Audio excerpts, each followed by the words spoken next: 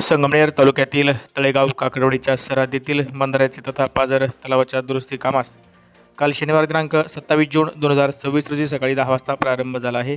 संगमनेरचे लोकप्रिय आमदार अमोलभाऊ खताळ पाटील यांच्या निधीतून लघु पाटबंधारे विभाग जिल्हा परिषद अहिल्यानगर यांच्या जिल्हा वार्षिक नियोजन योजना 2024-25 अंतर्गत तळेगाव येथील पाझर तलाव दुरुस्तीचा उद्घाटन शुभारंभ मान्यवर व शेतकऱ्यांच्या शुभ हस्ते संपन्न झाला असल्याची माहिती सामाजिक कार्यकर्ते तथा आमदार अमोलभाऊ खताळ पाटील यांचे स्नेही उद्योजक उत्तमभाऊ दिघे यांनी दिली आहे. पाझर तलाव दुरुस्ती कामाच्या उद्घाटन सोहळ्याप्रसंगी तळेगाव दिघे येथील ग्रामपंचायतचे सदस्य बाळासाहेब दिघे, डॉक्टर संतोष टांगे, राजेंद्र सोनवणे, डॉक्टर सुहास आबाळे, दत्तू दिघे, उत्तम दिघे, अर्जुनराव शिरसाट, जनार्दन कासार,